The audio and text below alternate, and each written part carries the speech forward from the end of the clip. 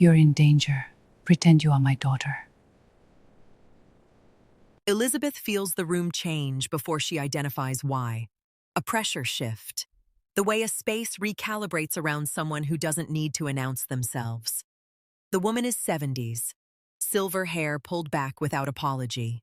A coat that costs more than Elizabeth's 3 months combined. She doesn't browse. Her eyes move through the boutique the way someone reads a room they already know the exits of. Elizabeth approaches her. Professional smile. Welcome. Can I? The woman's hand closes around her wrist. Gentle. Absolute. She pulls her close. Lips at Elizabeth's ear. You are in danger. The 2 men outside have been watching you for 40 minutes. Pretend you are my daughter. Do it now, please. Elizabeth had no idea that one whisper was about to pull her into a world she couldn't translate her way out of.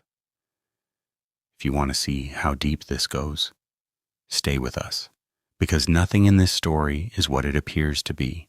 Not the rescue, not even the old woman who started all of it. By the way, are you watching us on your TV, laptop, or phone? And if you are enjoying this, already make sure you like this video and subscribe. Now back to it. Elizabeth's smile stays on her face from muscle memory. Her entire body goes cold. She doesn't know this woman, has never seen this face, but her eyes move to the boutique window, and there they are. 2 men in dark clothing, standing too still, looking directly at her with the patience of people who are not browsing, not window shopping, not waiting for anyone, watching her. The woman doesn't wait for Elizabeth to process it. She loops her arm through hers like they've done this 100 times, laughing softly, touching her face the way mothers do in public. The performance is so fluid, so convincing, that the woman near the coat rack doesn't even look up. Smile, the old woman says without moving her lips. And call me Iama. Elizabeth smiles. It is the most expensive smile she has ever produced in her life. Inside, she is running calculations. Who is this woman? Why those men? Why her? She sells scarves. She goes home. She watches television and eats leftovers and calls her mother on Sundays. She is nobody in this city. She has always been nobody in this city, and she made her peace with that a long time ago. But those men are still there, still watching. And this woman's grip on her arm is gentle, but it is not loose. They move toward the back of the boutique together.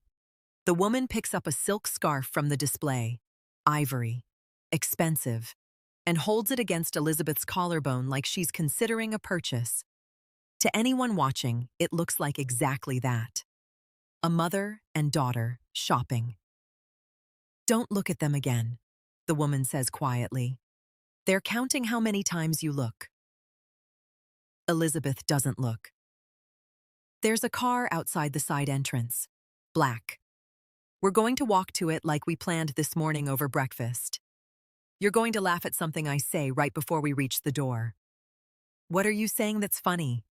Nothing. You're going to laugh anyway. Elizabeth laughs. She doesn't know how it sounds from the outside, but from the inside, it feels like the bravest thing she has done in years. They walk through the side entrance. The car is exactly where the woman said it would be.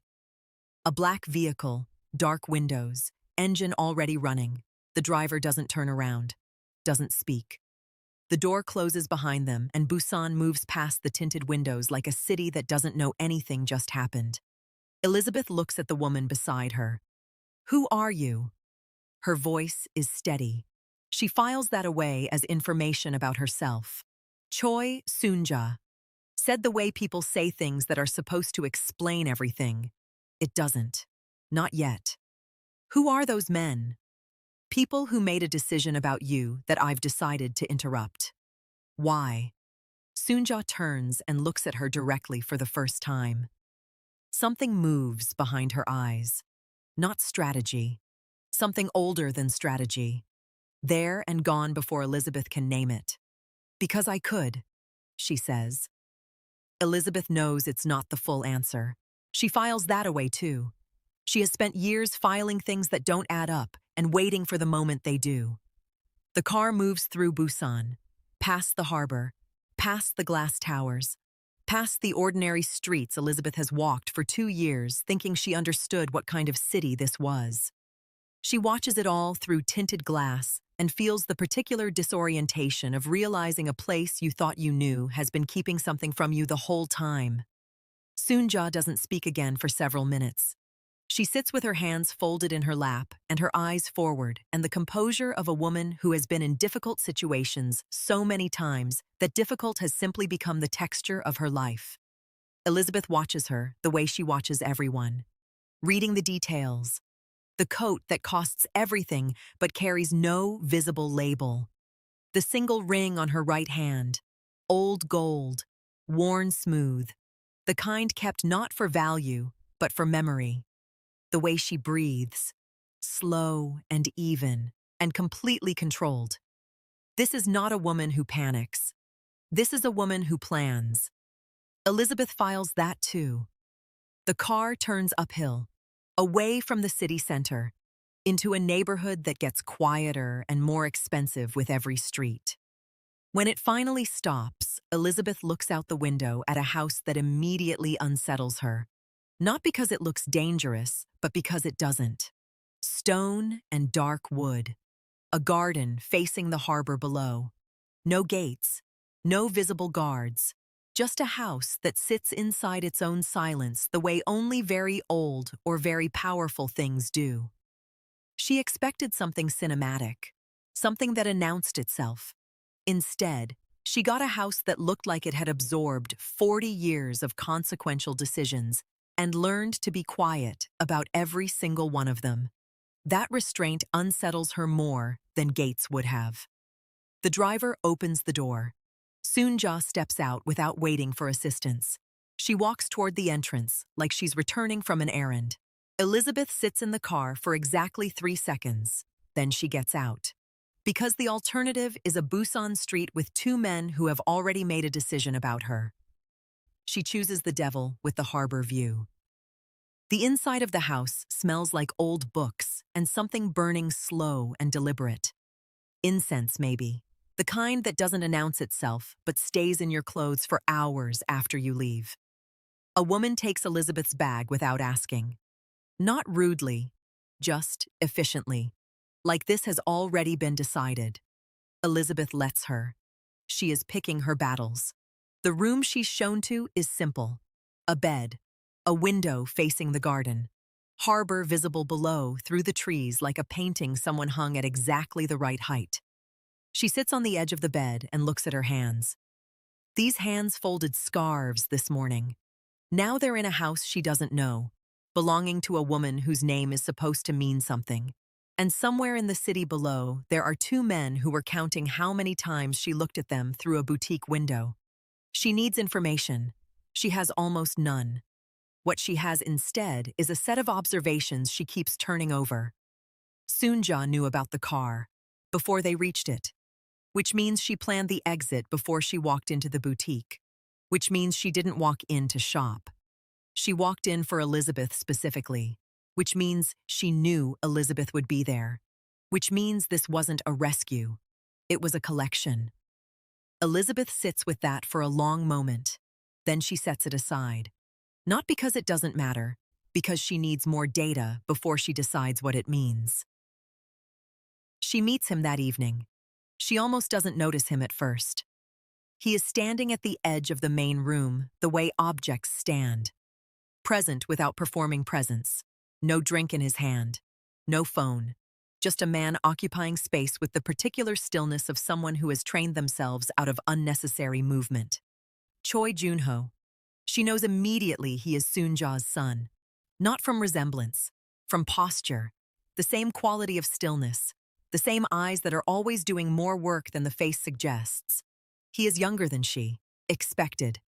30-something. The kind of face that would be warmer if it ever fully relaxed. It doesn't. He looks at her the way someone reads a document they've already read before. Recognition without surprise. She notices that. She files it. "You're the woman from the boutique," he says. "You're the son," she says. Something flickers across his face, gone before she can name it. "Did my mother explain the situation?" "Your mother explained almost nothing. That's consistent," he says, and walks out of the room. Elizabeth looks at the space where he was standing. 45 seconds of conversation, and she already knows 3 things about Choi Junho. He knew who she was before she sat down. He is not surprised she is here. And walking away just now, giving her nothing, taking nothing, was a choice, not a reflex. She files all 3. The explanation comes the next morning over tea. Soonja pours, without asking how Elizabeth takes it. She gets it right anyway. Elizabeth notices that too. "There are men," Soonja says, "connected to a larger operation. They believe Elizabeth witnessed something she shouldn't have. She is what they call a loose thread. The men outside the boutique were not there to frighten her. They were assessing logistics." Elizabeth wraps both hands around the cup and keeps her voice level. "What did I witness?" That's still being determined. Another incomplete answer. Elizabeth notes the pattern clearly now. She is being told what she needs to know to stay, not what she needs to know to understand. She makes a decision. She will stay. Not because she trusts this woman completely, because the alternative is a Busan street with men who have already moved past the assessment phase. She chooses the harbor view and the incomplete answers over whatever comes next if she walks out that door. But she will keep filing. She will keep watching. And when the picture becomes complete, she will decide for herself what to do with it. 3 days pass. Soonja includes her in small things. Morning tea, a walk through the garden, a trip to Jagalchi market before the city wakes up properly. Just the 2 of them. No security visible. Moving through stalls of fresh fish and salt air and vendors who've been setting up since 4 in the morning. A man behind a seafood display calls out to Soonja with the easy familiarity of someone who knew her before she was whoever she is now. No deference, no performance, just 2 people who go back far enough that power became irrelevant. Elizabeth watches Soonja's face change. Something loosens in it, just briefly, just here. She came from this, from the ordinary city beneath the empire, fish markets and cheap coffee, and people who call you by your first name without asking permission. And she never fully left it. That knowledge does something to Elizabeth's read on everything. On the walk back, Soonja buys 2 cups of coffee from a street cart, hands one to Elizabeth without asking. They drink in silence, watching the harbor catch the early light. It is the most honest 30 minutes of everything that has happened so far. Elizabeth almost says something real. She doesn't. Because Junho appears at the garden entrance when they return, and the air changes the way it always changes when he enters a space, and whatever moment existed between her and Soonja closes quietly like a door. He looks at Elizabeth. "There's a dinner tonight. You'll come." Not a question. "Will someone explain why before I agree?" she says. Something moves at the corner of his mouth. Not quite a smile. The ghost of one, maybe. "My mother will brief you," he says, and he's already turning away. Elizabeth looks at Soonja. Soonja is watching her sons retreating back with an expression Elizabeth can't fully read. Something layered in it. Pride and worry sitting so close together, they've started to look the same. "He was warmer once," Soonja says quietly, almost to herself. Elizabeth doesn't respond, but she files it. Because in her experience, the people who say someone was warmer once are usually the ones still waiting for them to find their way back. And the people still waiting are usually the ones who know something the rest of the room doesn't. The restaurant sits above the harbor like it was built specifically to make people feel small in the most expensive way possible. Floor-to-ceiling glass, water everywhere below. The kind of view that makes difficult conversations feel almost bearable. 3 men are already seated when they arrive. Soon-ja moves to her chair with the ease of someone who has owned every room she has ever entered. Junho sits without acknowledging the shift in energy his presence creates. Elizabeth sits where she is directed and folds her hands in her lap and becomes, very deliberately, invisible. She is good at this. She has had years of practice. The men are introduced briefly. Names she files immediately. Faces she studies without appearing to. The one called Park sits directly across from Junho. 50s. Careful suit. The kind of man who has spent so long performing trustworthiness that he has almost convinced himself it's real. Almost. The conversation moves through business she isn't meant to understand. She doesn't try to follow the content. She follows the behavior instead. The way people reach for their glasses when a certain topic lands. The way eye contact shifts. The way silence gets distributed around a table. Who holds it comfortably and who fills it too quickly. Park fills it too quickly. But that's not what catches her attention. It's the language. Twice during the meal, both times in moments of subtle conversational friction, Park's formal register drops, just slightly, just for a sentence. The honorifics he uses with Junho shift to something that implies a different hierarchy. Not fear of Junho, not deference to Junho, deference to someone else, someone not in the room. Elizabeth doesn't know what it means in this specific world, but she knows what it means in every world. This man answers to someone Junho doesn't know about, or doesn't know he knows about. She sets it aside and finishes her meal. Afterward, in the entrance hall, Soon-ja adjusts her coat and Elizabeth stands beside her in the particular quiet of a conversation that hasn't started yet. "That Park man," Elizabeth says, keeping her voice light, observational. "He speaks to Junho like Junho isn't the final authority in the room. Is that a cultural thing I'm misreading?" Soon-ja's hands stop on her coat buttons. 1 full second of absolute stillness. Then she continues buttoning. Slowly. Deliberately. "No," she says quietly. "You're not misreading." Nothing else. She moves toward the exit and Elizabeth follows, and the car ride home is mostly silence with Soon-ja looking out the window at the harbor lights with the expression of someone doing complex arithmetic in their head. Elizabeth doesn't push. She has learned that in this world, information moves on its own schedule, and pushing only teaches people to carry it more carefully. She waits.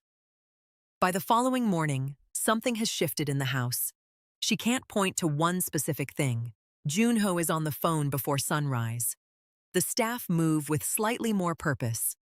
Soon-ja takes her morning tea standing at the garden window instead of sitting at the table. Nobody tells Elizabeth anything. But 3 days later, Junho finds her in the main room and sits across from her without preamble. "What exactly did you notice about Park?" She tells him. The register shift, the specific moments it happened, the pattern of it. Not once, not accidentally, but twice under pressure, which means it's behavioral, not situational. Junho listens without interrupting. His face gives nothing, but his stillness changes quality somehow, becomes less controlled and more concentrated. When she finishes, he is quiet for a moment. "You got that from dinner conversation." "I got that from listening." He looks at her the way he looked at her that first evening. That same quality of recognition, like he's confirming something he already suspected. "Most people in that room have been trying to identify that problem for 3 months, he says. Elizabeth says nothing. She doesn't need to. He stands, moves toward the door, then stops, without turning around. "There's a meeting next week. I'd like you present." He leaves before she can respond. Elizabeth sits with that for a long time. Something has shifted between them, and she is not entirely sure how she feels about it. Being seen is not the same as being safe. Being useful is not the same as being valued. She knows the difference. She has lived the difference across 2 continents and 3 languages. But something about the way he said it, not asking, not demanding, just stating it like it was already decided, because for him it was. Like her presence in that room was no longer a courtesy. It was a resource. She isn't sure yet whether that's better or worse than being invisible. The week moves strangely. Junho briefs her before the meeting the way you brief someone whose read you've decided to trust. Concise, specific, no performance of authority, just information delivered to someone he expects to do something useful with it. She asks questions. He answers them. There is no warmth in it, but there is something she values more than warmth right now: respect. The meeting itself is brief. A different set of men in a different room. Elizabeth sits to the side and does what she does. Watches, listens, translates behavior. Afterward, she gives Junho 3 observations. He acts on 2 of them within 48 hours. He doesn't thank her. She didn't expect him to. But something continues to shift. She starts appearing in rooms she wasn't in before. She starts receiving information rather than being managed around it. The house that felt like a holding pattern when she arrived starts feeling like something else. She doesn't have a word for it yet. She's looking for one when she goes to Junho's study on a Tuesday afternoon to retrieve a document he asked for and opens the wrong drawer, wrong folder inside it, her name at the top of a dossier. She reads the first line, then the second. Then she reads the title at the top of the page, and the room does something strange around her. Not spinning, not dramatic, just a quiet, fundamental shift, the way a bone feels different after it breaks, even when you can't see the fracture. Choi Junho, death certificate documentation. External translator, Elizabeth. She reads it twice, then she closes the folder, returns it to the exact position she found it, opens the correct drawer, retrieves the correct document. She walks to Junho, hands it to him without expression. She waits until she is alone. Then she sits on the edge of the bed and allows herself to understand what she just held in her hands. 3 years ago, she took a translation job because the rent was due. A private client, referral through an agency she trusted, an inheritance dispute, they said. Clean language, sensitive but routine. She remembered thinking the phrasing felt unusual in one section, a specific legal construction that seemed excessive for what it was supposed to be. She sat with it for maybe 4 minutes. Then she finished the job and submitted it and deposited the payment and moved on with her life. She never knew what she was actually holding. She built the legal architecture of this man's disappearance with her own hands and her own careful eye for language. And she did it for a fee she can't even remember the exact amount of anymore. And he has known who she is since before she walked through his door. Every conversation, every meeting, every moment she thought she was choosing to stay, choosing to trust, choosing to slowly let something unfamiliar become familiar. All of it happened inside a frame he had already built around her, a landscape he had already mapped before she took a single step in it. She doesn't cry.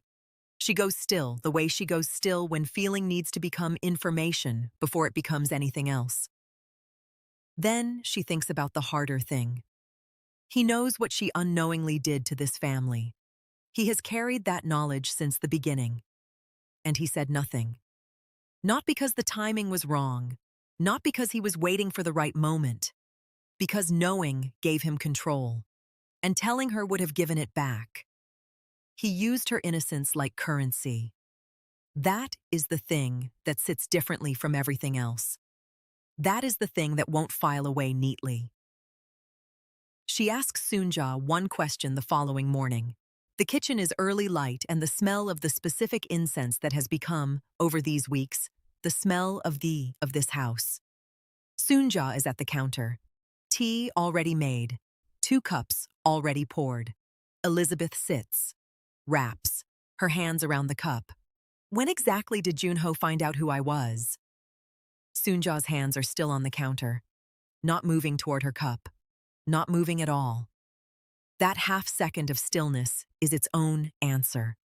Elizabeth's voice stays level. How long have you known that he knew? Soonja turns. She looks at Elizabeth with the eyes of a woman who has made a decision not to lie to this face. Not anymore. From the beginning, she says. Elizabeth nods once, sets her cup down with the careful precision of someone managing their hands, because their hands are the only thing they can manage right now. I need to be alone tonight. She stands. She walks out of the house into Busan evening air, and she keeps walking. No direction, no destination. Just the city and the harbor smell and the particular hollowness of having trusted a landscape that was already owned by someone else before you arrived. She walks for a long time. Junho finds out she found the file within the hour, his. Security logs every drawer, every folder, every minute. He sits in his study with that information and the window behind him going dark as the city lights come up, and he does what he always does with difficult variables. He runs the options. He calculates the costs. He thinks 3 moves ahead. The operational window against the primary betrayer, the man whose nervous energy sent those men to stand outside Elizabeth's boutique window, the man whose network Junho has been quietly dismantling for 6 months, opens in 48 hours. Miss it, and everything resets. Months of work. Another delay. He sits with his choices for 11 minutes. Then he makes a call. Not to Elizabeth. He tells himself he will explain everything after. That she will understand context once the outcome is clear. That the mission closing justifies the timing of the conversation. He is wrong. He knows he is wrong even as he makes the call. There is a part of him that has been changing slowly and against his will since Elizabeth arrived in this house, and that part recognizes the 11 minutes for exactly what they are. Not strategy. Cowardice wearing strategy's clothes. He makes the call anyway. Soonja comes to him the next morning. She sits across from him at the table where they have had every difficult conversation since he came back to Busan. The harbor is visible through the window behind her. The light is flat and gray. She listens to him explain the situation, the window, the timing, the operational necessity. He frames it the way he frames everything, cleanly, logically, each decision connected to the next, by rational thread. She lets him finish. I am disappointed in you. Not angry, not cold, disappointed. In Soonja's emotional register, that word sits in a category entirely its own. You didn't choose the empire over Elizabeth. You chose comfort over courage. The empire was the excuse. Junho says nothing. She came into this world carrying guilt she didn't know she was carrying. Guilt that belongs to the men who used her and not at all to her. She gave you her most valuable thing, the way she sees people, the way she reads what others miss. And she gave it without knowing the full weight of what she was giving it to. She pauses. Her voice doesn't rise. It never rises. And when she finally found the truth, you chose 48 hours of strategy over one honest conversation. You made the same choice your father made the night I almost left him. I hope you remember how long it took to rebuild that. She stands, straightens her jacket. She is not a variable that needs recalibrating. She is a person who deserved better than what this family gave her. Both of us included. She leaves. Junho sits in the silence his mother built around him and understands something for the first time. The empire he has spent 3 years reconstructing from the outside in. The alliances, the positioning, the careful patient, dismantling of the men who betrayed them, is structurally incomplete. Not financially, not strategically, humanly. He built it without accounting for the one thing his mother never stopped carrying through all of it. The understanding that power without conscience is just damage with better furniture. Elizabeth goes back to the boutique. She folds scarves. She helps clients. She performs the precise, careful competence that has always been her anchor when everything else loses its shape. Her hands remember what to do, even when the rest of her is somewhere else entirely. She stops answering his calls, responds to Soonja briefly and politely, rebuilds distance with the quiet efficiency of someone who has had significant practice protecting themselves without making it look like protection. Junho moves through his days completing the operation with perfect functional efficiency and feels nothing about any of it. The emptiness he spent years cultivating as strength, the deliberate emotional subtraction that he called discipline and clarity and strategic advantage, now sits in his chest like a room with all the furniture removed. Everything functions. Nothing lands. He goes to the boutique once, stands outside, watches her through the window, moving between displays with the focused, unhurried precision that is so specifically her. She looks up once, finds his face through the glass, holds it for one moment, then goes back to what she was doing. He leaves. He doesn't send messages. He leaves things instead. A book appears on the boutique counter one morning before she arrives. Linguistic pattern recognition. No note. No name. Just the book sitting there like it belongs. Her specific tea shows up in the break room 2 days later. The exact kind. The one she mentioned once in a conversation that was supposedly about something else entirely. She stood in the break room holding the box for a long moment before she put the kettle on.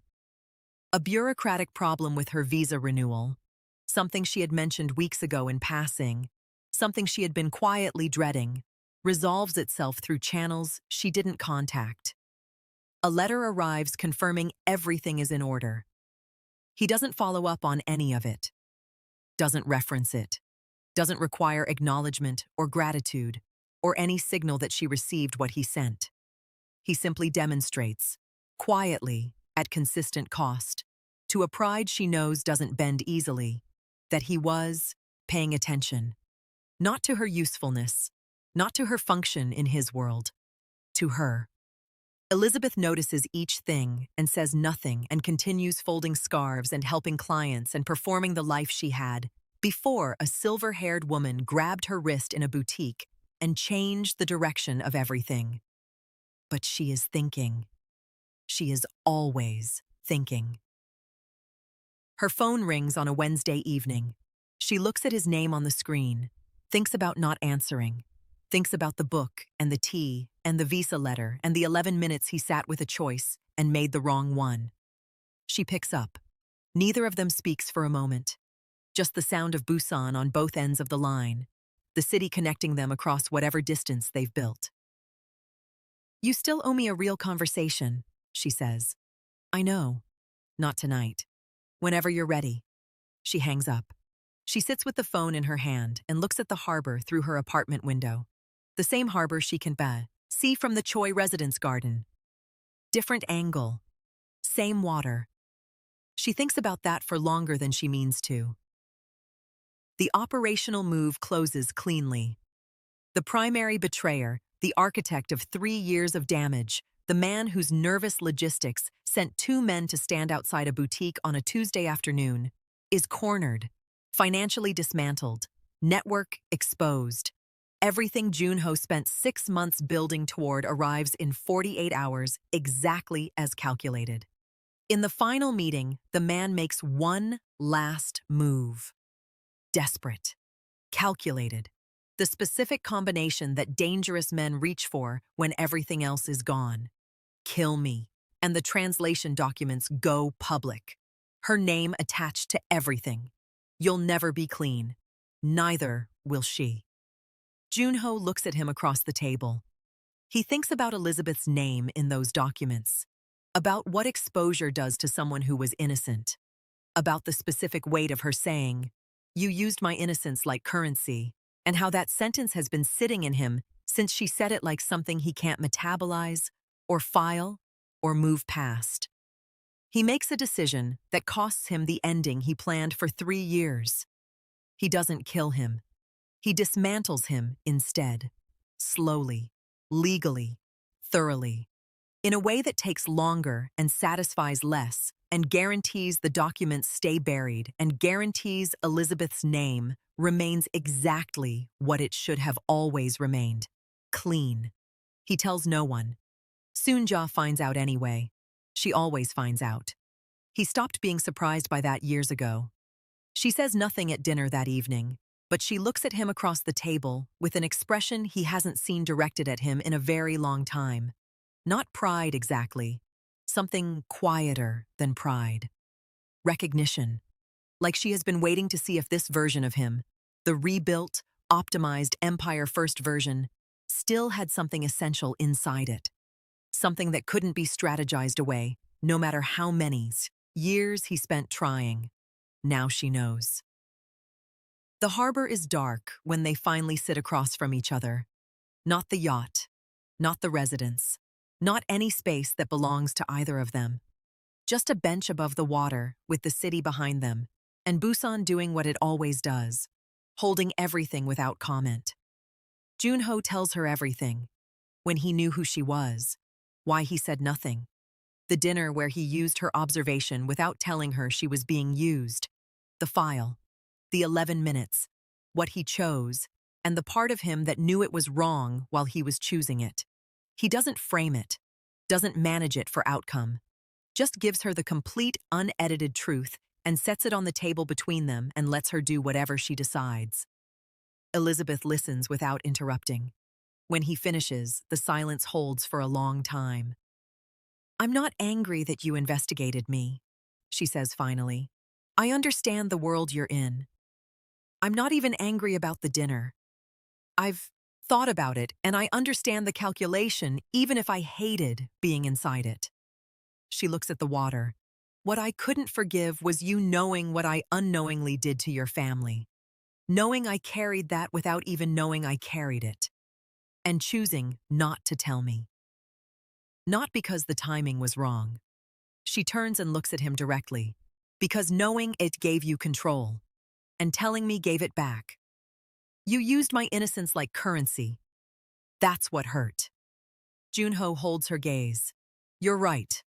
Not qualified, not followed, just placed there honestly with nothing attached." "I know," she says. A beat of silence that feels different from the ones before it. Lighter, somehow. Like something that was load-bearing has been carefully set down. "Buy me coffee," she says, "and then we can talk about what comes next." 3 images close the story. Soonja alone in her garden before sunrise. Tea in the same cup. Same ritual. But the security detail she has maintained for Asud. 20 years is smaller now. A decision that cost her 3 nights of not sleeping. She made it anyway. She watches the harbor with the particular stillness of someone who has decided to be surprised by what comes next. Junho in a meeting. Head of the table. Phone face up instead of face down. It lights up with her name. He glances at it with something on his face that is not managed and not useful and not strategic. Just human. He looks back at the room and continues. But he is someone different than the man who started this, and the room doesn't know, and he doesn't announce it. He carries it instead. Elizabeth at closing time. Last client gone. She folds the final display scarf. Dark silk, the kind that slides rather than holds. She holds it one moment longer than necessary. Sets it down. Straightens it. Turns off the lights. She walks out into Busan. The city humming. Harbor in the distance. Lights moving slow on dark water. She walks toward it. Not away from something. Toward. Then her phone vibrates. Unknown number. Busan area code she doesn't recognize. She stops walking. Answers. 2 seconds of silence. The specific silence of someone who already knows what they're going to say and is in no hurry to say it. Then a man's voice. Calm. Unhurried. The particular calm of someone who has already decided what comes next and is simply notifying her. "Miss Elizabeth, we know what you translated. We know what Junho chose not to do with it, and we have been very patient. That patience ends tomorrow. The line goes dead. Elizabeth stands on a Busan street with the harbor behind her and the city humming around her and the cold, specific understanding that the danger which began with a whisper in a boutique was never finished. It was waiting for the moment she felt safe enough to stop watching the exits. It is no longer waiting. That call didn't come from nowhere. Someone has been watching this entire time, watching her, watching Junho, watching every move this family made while they thought the danger was behind them. Elizabeth built her whole life around reading rooms, around noticing what other people miss. She missed this one. And now the most dangerous part of this story is just beginning. If this kept you watching till the end, kindly like this video. Share it with someone who loves a story with real weight to it, and subscribe. Because the next chapter of this story is coming, and you do not want to walk into it without context. We'll see you in the next one.